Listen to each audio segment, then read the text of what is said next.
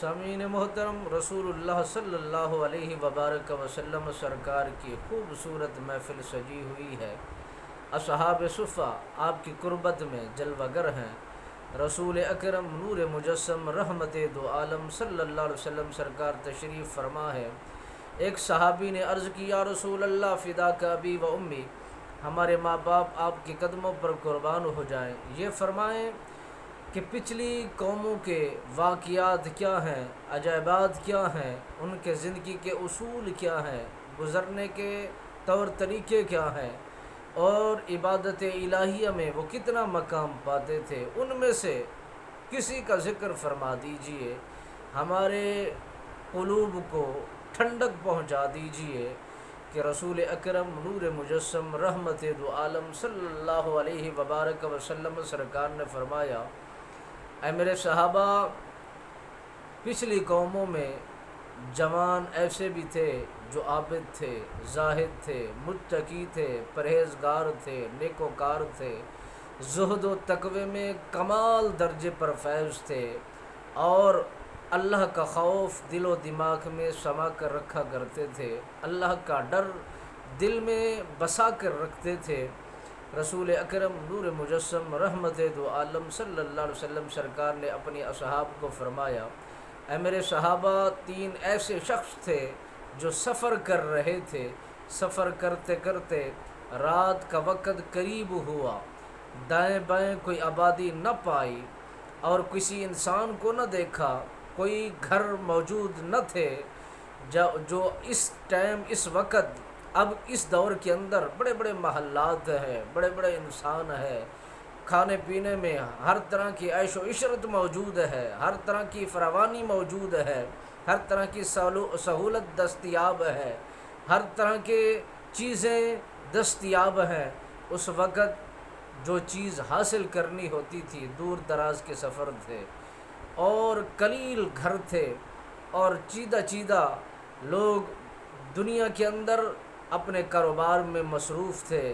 مگر اس دور میں انسان تو کثرت میں موجود ہیں، آبادیاں تو بہترین لاجواب موجود ہیں، مگر ایمان کے حصے، ایمان کے ذرے اتنا کامل نہیں ہیں جو پچھلے دور میں لوگوں کے ایمان کی حرارت تھی، لوگوں کے ایمان کے جذبات تھے، لوگ ایمان کے ساتھ وابستہ تھے، ان کے تعلقات زیادہ دین کے ساتھ جڑے ہوئے تھے۔ میرے نبی رحمت فخر موجودات صلی اللہ علیہ وبارک وسلم سرکار نے فرمایا، اے میرے غلاموں، اے میرے صحابہ، وہ تین جوان جو سفر کر رہے تھے، سفر کرتے کرتے رات کی گھڑیاں پہنچتی ہیں تو انہوں نے ایک غار کا انتخاب کیا، اس غار کے اندر داخل ہو جاتے ہیں،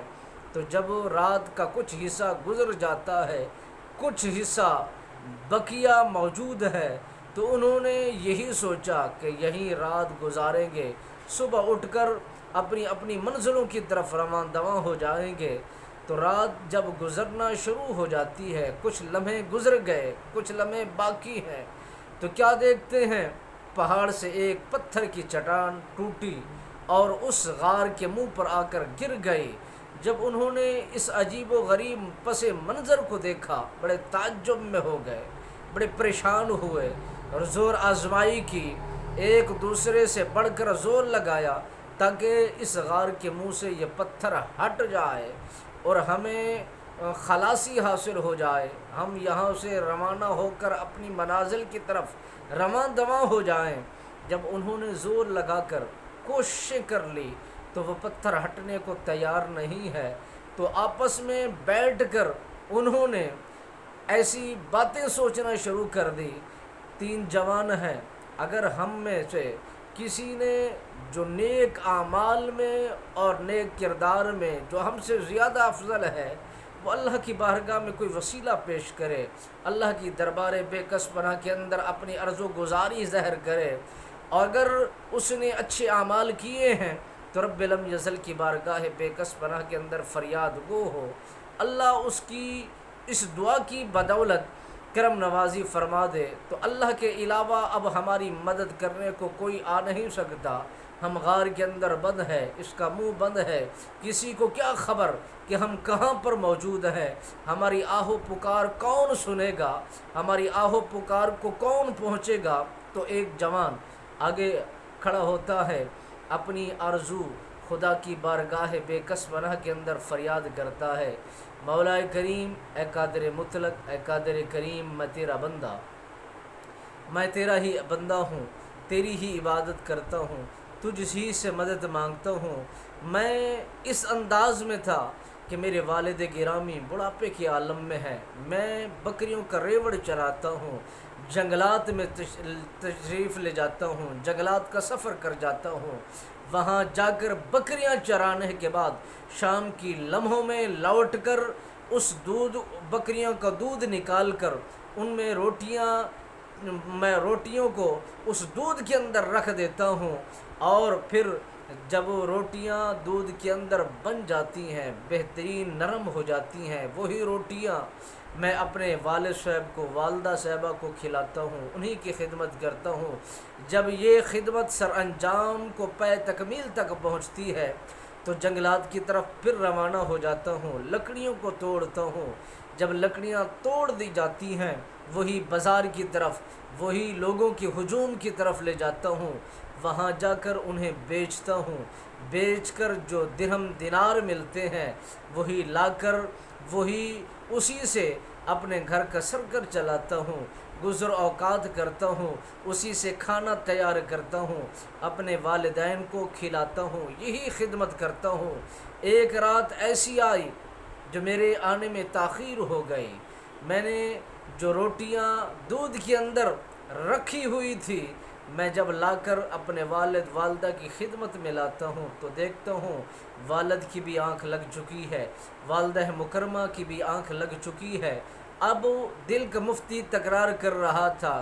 یہ تیری انتظار میں، تیری تاخیر کی وجہ سے تیرے منتظر رہ کر یہ بھوکے سو گئے ہیں، تیری انتظار کرتے کرتے سو گئے ہیں، اب تو اسے جگا دے۔ دل کہتا ہے ایسا نہ کر، کیا خبر انہیں پہلے بھی نیند آتی ہے کہ نہیں، اگر ان کی آنکھ لگ گئی ہے تو انہیں سکون کرنے دیجئے، ان کے آرام کے اندر خلل نہ ڈالیے۔ وہ شخص عرض کرتا ہے کہ میں ساری رات میں آنکھوں پر کاٹ دی، انتظار میں کھڑا رہا کہ والد گرامی والدہ میں سے کوئی ایک بیدار ہو تو ان سے گفتگو کروں اور کھانا پیش کروں۔ تو اسی سلسلہ کے اندر رسول اکرم نور مجسم رحمت دو عالم صلی اللہ علیہ وسلم سرکار نے فرمایا، وہ جوان ساری رات اپنے والدین کے انتظاری میں منتظر کھڑا رہا، انتظار کرتا رہا، کس لمحہ ان کی آنکھیں کھلیں گی تو میں انہیں کھانا پیش کروں گا۔ جب یہی محبت بھرا انداز اللہ کی بارگاہ بے کس پناہ کے اندر عرض و گزاری کرتے ہیں، اے مولا کریم، اگر میں نے اپنے والدین کی خدمت تیری رضا کی خاطر کیا ہے تو یہی وسیلہ میں تیری بارگاہ بے کس پناہ کے اندر فریاد گو ہوں، ہماری مدد کر دیجئے، ہمارے ساتھ فتح و نصرت فرما دیجئے، ہماری اس مشکل وقت کو ہمارے لیے آسانیاں بنا دیجئے۔ رسول اکرم نور مجسم رحمت دو عالم صلی اللہ علیہ وبارک وسلم سرکار نے فرمایا، اس جوان نے جب اپنی گفتگو کو رسول اللہ صلی اللہ علیہ وبارک وسلم سرکار نے فرمایا کہ اس جوان نے اپنے دل کی کیفیت کو اللہ کی بارگاہ میں پیش کیا تو رب لم یزل کی طرف سے حکم ہوا، وہ پتھر تھوڑا سا ہٹ جاتا ہے، پتھر